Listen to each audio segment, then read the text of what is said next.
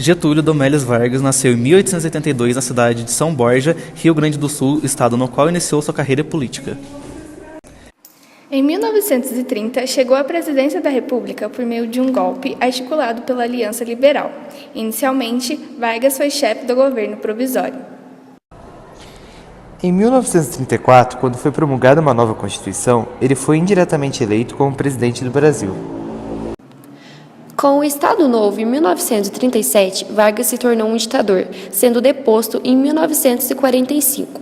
Durante a era Vargas, o Brasil viveu um período de intensa urbanização e industrialização. Ele ainda voltou à presidência da República em 1951, eleito pelo voto popular. Nesse segundo momento, seu mandato foi encerrado de maneira trágica, com seu suicídio em 1954. Há muitas mais informações sobre a trajetória desse personagem e os períodos em que esteve na presidência da República.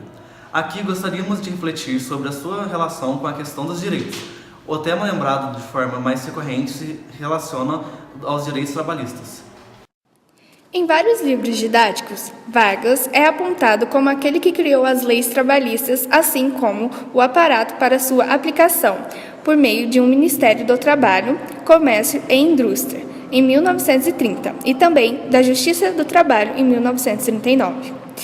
Direitos como feiras e a fixação da jornada de trabalhos em 8 horas diárias foram de fato estabelecidos durante a era Vargas. Porém, é preciso tomar cuidado com a noção de que Vargas teria criado ou concedido direitos. Em primeiro lugar, é preciso lembrar que o próprio Vargas investiu pesado em propagandas para consolidar sua imagem como doador de benefícios trabalhistas. Os livros didáticos são unânimes em mostrar a importância dessa propaganda para exaltar a imagem do presidente, sobretudo no período ditatorial, por meio de jornais impressos, do rádio e da divulgação de folhetos e cartilhas. Esse movimento também foi acompanhado pela censura e silenciamento das críticas. Não é por acaso, portanto, que ele ainda seja referenciado como o pai dos pobres. Além de um olhar crítico sobre essa propaganda, os livros didáticos também mostram que a legislação trabalhista não só protegia os trabalhadores, mas também os reprimia. Afinal, ao controlar os sindicatos, Vargas limitava as suas possibilidades de reivindicação. Embora mostrem que o próprio Vargas buscou se identificar como criador das leis trabalhistas, assim como as limitações dessas legislações, os livros didáticos não apresentam uma associação direta entre os direitos estabelecidos durante a era Vargas e o movimento dos trabalhadores durante a Primeira República. Em textos acadêmicos, por sua vez, essa associação é recorrente. Por meio da análise de evidências, diferentes estudiosos mostraram que muitos dos direitos teoricamente criados por Vargas eram, na verdade, demandas das chamadas organizações de resistência, uniões e ligas operárias, desde o início do século XX. Nessa perspectiva, Vargas não criou nada, no sentido de conceber quais deveriam ser os direitos dos trabalhadores, mas apenas se apropriou das reivindicações que por muito tempo foram objeto de luta dos trabalhadores. Ter consciência disso nos permite pensar que os direitos trabalhistas não foram uma dádiva do governo varguista, mas sim uma conquista dos trabalhadores e luta. A própria preocupação de Vargas em controlar os sindicatos a partir de 1930 nos dá indício de como essas associações eram importantes naquele momento e sua capacidade de pressionar o governo. Na universidade, essas questões estão inseridas em um debate mais amplo sobre o conceito de populismo. Para alguns pesquisadores, esse termo implicaria na atuação de um líder carismático que, de alguma forma, manipularia as massas. Outros estudiosos, porém, destacaram que havia negociação e troca, pois os trabalhadores não eram tão desorganizados e inconscientes quanto se supunha. Nessa perspectiva, a legislação trabalhista foi o meio de convencimento para que a população apoiasse Vargas, como se tivesse uma dívida moral com ele.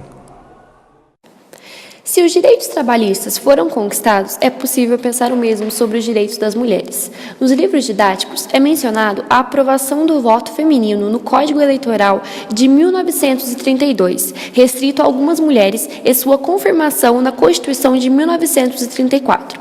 Em alguns desses livros, há a menção a Berta Lutz como expoente do movimento feminista organizado no Brasil. Muitas vezes, essas informações não são apresentadas no corpo do texto, mas como dados complementares em seções como Saiba Mais.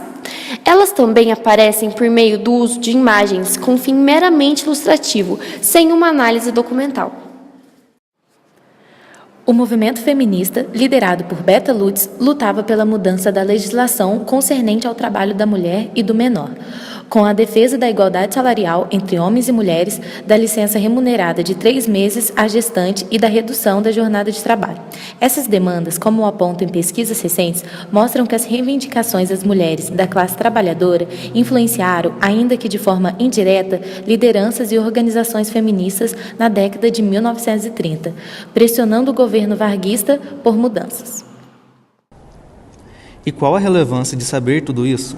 O que muda se os direitos foram concedidos ou conquistados?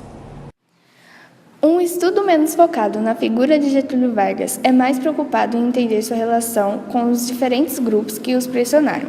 Forçando a instalação de direitos é algo fundamental para dimensionar a ação dos sujeitos da história. Conhecer e valorizar os movimentos sociais nos mostra que o protagonismo não está nas mãos de determinadas figuras históricas ou dos tentadores do poder político institucionalizados. A possibilidade da ação é a mudança que está nas mãos de todos nós.